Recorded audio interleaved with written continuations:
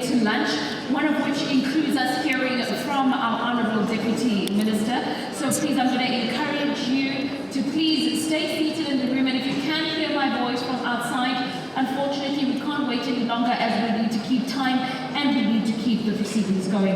I hope all of you did go to the Altron stand to go and scan the QR code so that you can qualify then for winning the car. After this session, I'll give you the code that you need to input, and then we will start getting your points for all of that. We go straight into a panel discussion now on fostering innovation and entrepreneurship for startups and platform ecosystems. Again, if you're joining us online, welcome, and thank you so much for bearing with us. And I hope that you are also had a great tea break wherever you are joining us from. To moderate this conversation, we welcome back on stage already here again, Mr. Saben Dlamini. A round of applause for him, please. Good morning, everyone. Glad to meet you again on the different discussions. Now we are engaging with SMEs. We are discussing fostering innovation and entrepreneurship, startups and platform ecosystems. So on stage, I'm joined by SMEs. First from my left is Dr. Leon Rolls, the president of Black ICT. Ms.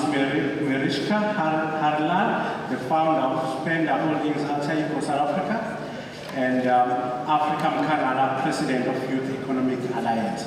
So in this session, we just touch base on the impacts that SMEs have around innovation. Based on their shape, size, and agility, SMEs are normally the drivers of innovation. These startups, platforms, and normally gets driven by SMEs.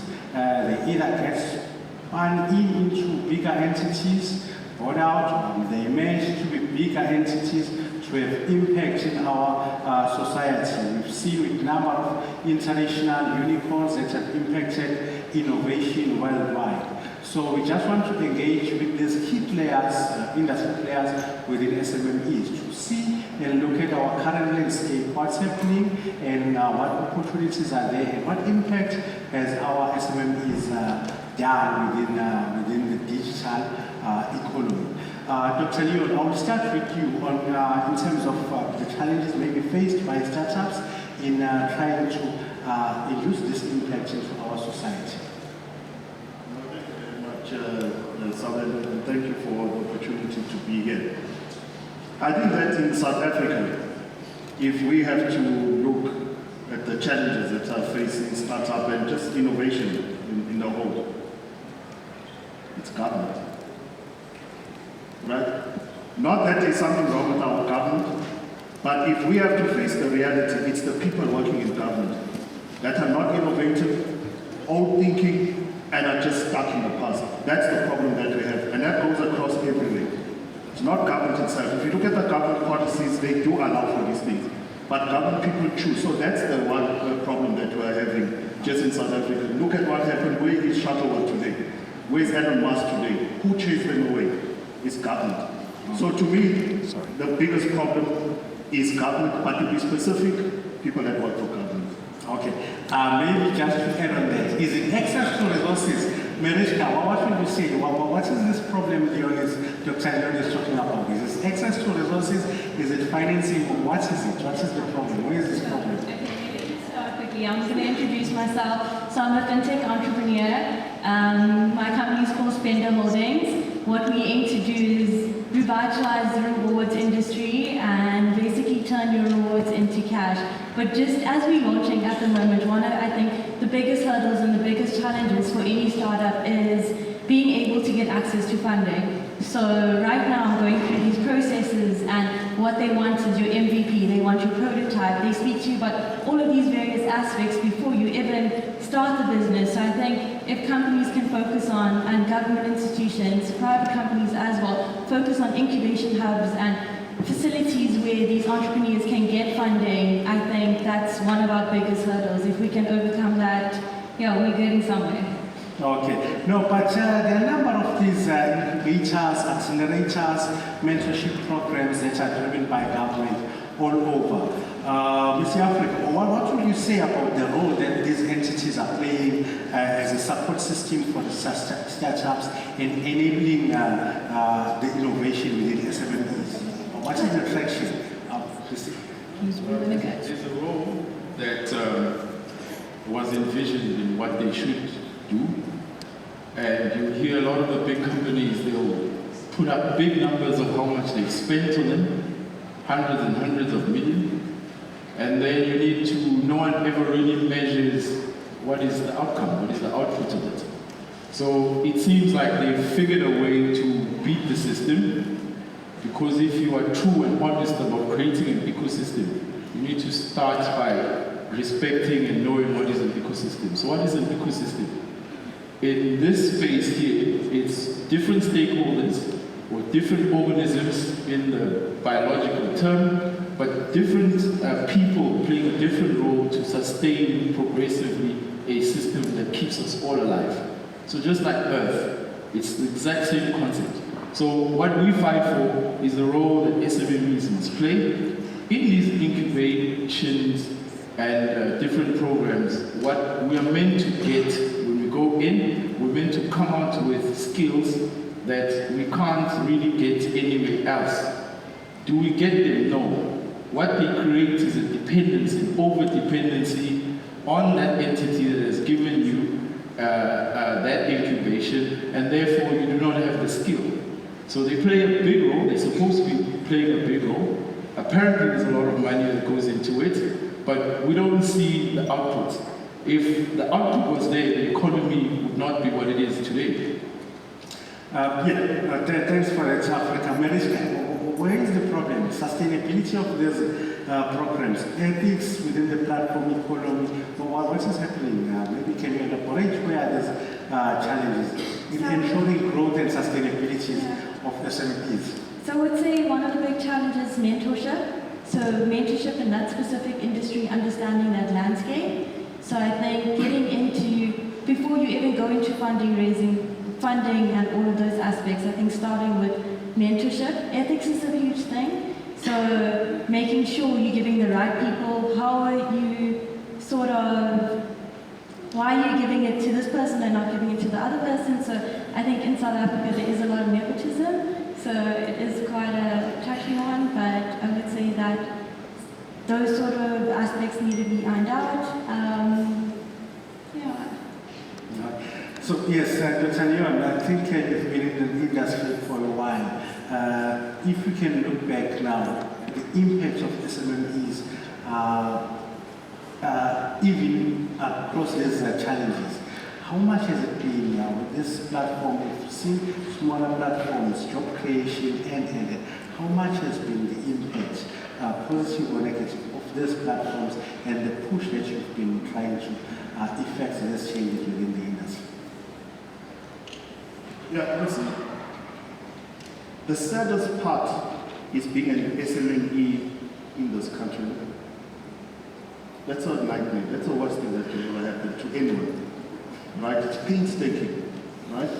Now, why we were established as PBICT and why we take the stance that we want, because when we come to platforms like this is a GovTech is a very good platform. I don't want to lie to you. You with me? But it lost its taste and its value. We take nothing away from here at GovTech. I don't want to lie to you. There's a lot of SMEs that are out there. How much of the government people that are here are going to buy the services that the SMEs have developed there? That's our first problem. You with me? Yes. So the positive is that you bring us to GovTech. That's a good thing. You're going to go and report to the minister, the deputy minister, and say, Deputy Minister, we had a good GovTech, we had a good turnout. You're going to write big English as if you want to impress the Queen. Right? And want someone to clap your hands for you. But the reality is that when it comes to SMEs, you have done us injustice. I don't want to lie to you. How do you want an SME? There's SMEs that are out there that have developed wonderful apps. They must pay 10,000 rand, 15,000 rand to get here. And on top of it, when they are here, how many of you as government are going to buy the services of those SMEs? You go to all those big stands and all who are playing silly games and those things, but you leave the SMEs out there.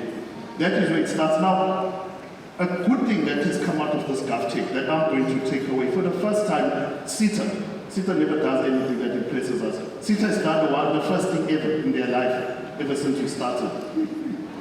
They brought kids from Free State and those things. Brilliant innovations. I had an engagement with those kids. Wow. Now this is what you do wrong. You take those kids and you put them right at the back there. Those kids are the first thing that we're supposed to go to so that we can have hope for the future. But you take them and you put them right at the back there. Now that's the reality. That's what happens over. Yeah, not to cut you. But then you've mentioned this one example of kids, and a number of SMMEs have opened the exhibition. What do we need to do now for scaling these SMMEs and enabling them to grow? For both public and private sector, what needs to be done to enable these small SMMEs not to lose the energy so that they can be able to scale and grow? I'm going to give you one answer, and it's called broadband infraco. I say this every time when I come to these platforms. Go to broadband infraco, you as CETA, CENTEC, and all government. Broadband infraco, what are you doing right? Share with us your procurement plan. SMMEs when broadband infraco advertises a tender. They had one just now. They had 250 people. They had one last week, 500 SMMEs. And you've got all those SMMEs going for those opportunities. Why? Because their outlook, they have said, we are a state-owned entity and we are going to empower SMMEs. That's the attitude, it's that simple. You go to CETA. CETA says those SMMEs don't exist. No, they don't exist to you because you're not friendly to us. The only way in which you can grow an SMME is to give me an opportunity. Give me a 10,000 rand tender to deliver a computer. It makes me happy. CETA can't even do that. The thing that needs to be done by government, the thing that needs to be done by the... Why I'm saying broadband infraco, because you're going to tell me, when I go to CETA and I go to all over government, I can talk PFMA doesn't allow for this. But an entity that belongs to government, that has been audited and the Auditor General gives them a clean audit, comes and does what we want them to do, but there are no disclaimers, there's nothing. But you tell me it's procurement. So what you do to me, you take the PFMA and you slap it in my face. So how am I going to grow? Government spends 15 billion on technology. And then we are told that go to the private sector and get opportunities. I'm not going to do that. I'm going to come to government. You government, give me 40% of your spend as SMMEs. Then watch me grow. And then I will be empowered and I will have the power to go there for the private sector opportunities. But government, open your doors to us and give us opportunities. Go to BBI, learn how to do it. Thank you. Okay, thank you. Mariska, so how do we now make sure that these are supported and especially, I think, within your sector, fintech? We've seen a lot of initiatives around fintech, but we haven't seen more collaboration, more coming together and having an impact within the financial space, especially within the SMMEs. What support do you need? How do you effect this impact of digital platforms across different startups that are solving different solutions within the fintech? And collaboration against the public sector and the private sector. I specifically worked a lot in the private sector, so I think having collaboration between the two would effect change. Also understanding the entrepreneurial ecosystem, so from a bottom-up approach. So I think understanding it, collaboration, and I think working together. Mr. Alfred, let's look maybe more towards the positives now in the future. What's happening? What are the current trends? What is happening with some few good examples that things were done right within the Youth Alliance? What has been the positives and where can we take this forward? I just wanted to add to what President PBICT said. I think if you're building a system, you should understand the components that fundamentally become our foundation for a system. So for instance, a lot of these discussions are not research-based. There's not enough research on the impact of SMMEs. So this inability for SMMEs to get work, especially black SMMEs, especially young SMMEs, and especially women-owned SMMEs, their inability to get work has a social, economic impact on society. And what you're not finding is, we do all the research on all these other things that are in the air, and we talk about climate and whatnot, but we don't want to talk about the baseline items, the food that should go into our stomachs. But there's a culture problem too. It's almost like we're sitting here in a Shark Tank. What we need is to establish our values. Our values as a country that calls itself South Africa, that prides itself in having 9 different provinces with 12 different languages, so on and so forth, so many cultures, with one coalition. We should be diversity, equity, and inclusion. That is our fundamental values as a country. If you look at everything that we sell as a country, it's diversity. That means you look at this panel right here, it's a diverse panel. You look at the audience, it is a diverse panel. There's inclusion, but this is inclusion into the economy. This is not selective inclusion.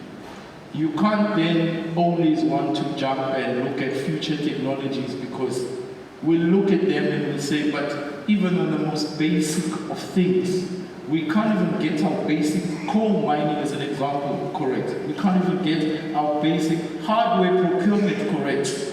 You want to tell me about cloud computing and the like, and future things. What's going to happen then? Where are the platforms that these SMMEs have built and grown their business and evolved their businesses? This is what you guys discuss when you're talking about migration. And it needs to start at this stage, move to this stage, and move to this stage. If I'm not at stage 1, why are we discussing stage 4? How do we get there if we don't have our basics correct? Which is the fundamental arguments that we will argue today, tomorrow, and any other day, and I'm sure most of the officials that are here are used to us. We go to war for SMMEs, and we'll continue to do so, because SMMEs in every successful economy make up 90% of all the businesses, 90% plus. So the Europe that we like to visit, 90% of them or more are SMMEs. All successful economies, their bedrock are SMMEs. Why do we resist the same? Why do we treat, especially the black ones, as if we are begging? We speak to black executives in government about creating opportunities, and they look at us like we are leprechauns, as if there is something wrong we are doing. And that's the fundamental. So I can't jump to the future, but I do think that with all of this, there's great opportunity to put in laws, to put real policies, just like we have a BE scoring. Let's have a scoring on how much, let's make it important on how much you actually contribute to an SME. Let's break down the different types, the 20 or so different types of SMMEs that exist in this country, even within the ICT sector, because they were not all the same. To classify us as small, medium, and that's it, and there's micro too, and that's it, it's just not enough. We're too diverse. We need to go back and have research-based thinking, research-based logic, and strong political outcomes that say we want to change things. And we're unapologetic about a PFMA that we're supposed to have written. Why don't they write it correctly? Thank you. Mariska, on that, what's the future now? I think Africa talked about that we need to look at the fundamentals. Are we solving the actual African problems, primary problems that we are facing? We don't have to be maybe too futuristic or beyond what we are. So currently now, within your space or within the accessibility space, what are the problems and the solutions that are there to solve our now problems? I think what we should be doing is starting basically, even now, I grew up in Durban, I moved to Johannesburg for a few years, and I currently reside in Cape Town. But I've been an entrepreneur for almost 10 years now, and there's been no support. So from being in Durban with incubation centers. So creating these incubation centers, creating the mentorship, creating aspects of funding, just around actually, even I think it goes even before that, well, in schools. So from a younger age all the way up to, in terms of your entire entrepreneurial journey, just having that support at each stage, I think we need to start building the facilities, start building the collaboration and creating that to go forward. So, Dr. Rose, I'll give you the last one to summarize. I think we've highlighted most of the challenges maybe around the government and also around the support of the startups going forward. So what would be your generic advice maybe to also the startup, young SMEs, young founders, innovators, in terms of how do you now navigate this haystack? How do you get there? How do you get to the seed? So what would be your advice from that side and also from the government officials that you highlighted? How do we now change the mindset to the digital thinking, to the SME thinking? Basha. I'm going to disappoint a lot of people. Because had you asked me this question last year or 3 years ago, right, I would have rained down on government and went ranting and raving. But you know something, let's be very honest. DCDT is doing something right now. I don't want to lie. Right. I don't know who's running DCDT, but DCDT is doing something right. I would say the lighting is also kind of right. It's good to talk about positive things. When we talk about your new MD, we call him the lighting. But anyway, I think he's doing something right now. So there's a nice projection there. I think for the first time in this sector we are in sync. Maybe because you changed the name, right? So what I would advise government first, whoever is doing what it is that they're doing, they must just carry on doing it. They're going in the right direction. We as SMEs are seeing change. I don't want to mention broadband infra too many times because it will look like, I like them or something. But the reality is that the projects that they are doing, the way in which they are doing, their mindset, their thinking, must be adopted. We've been saying this from ITU, when we had ITU here, in this very same place, that they were doing something right then and they are doing something right now. There needs to be a reform with CETA. CETA, we like you, we want to help you, but the reality is that you are selling the country. I don't want to lie. Stop selling the country. How are you selling the country? Outside there, you've got Huawei, Cisco, you've got all of those people. Stop selling the country. Please, stop selling the country. Where are we going to find ourselves in the future? Right now, you and Isabella are standing here. Our granddaughters, our grandsons are going to be sitting outside of what we are building today. Otherwise, economically, they are not going to be empowered. Because we are not building a future government that is going to be for our grandchildren. Let us stop doing it. When GovTech started, we used to go to Gallagher Estate. There used to be the first day session. I was in prison at that time, working. Right, I was working there. CETA used to have a closed session. Day one was a closed session where all government CETOs sat down. There was no service provider, nothing. We sat down and we came up with resolutions like you will not believe it. One of those resolutions back then, as early as 2001, let's go open source. Sovereignty of government data. We need to do that. Number two, SMEs out there respond to every opportunity that is advertised by broadband infraco. CETAs are not going to get it. I don't want to lie to you until CETA changes. CETA will not change. I hope the lighter changes it. Right? Honestly, we're tired of saying the same thing over and over. It needs to change. But SMEs out there, with the new team that we are having on DCDT, with the direction that CETA is taking now for the first time, we've seen a lot of improvements in a very short space of time. Right? The guy is doing a brilliant job.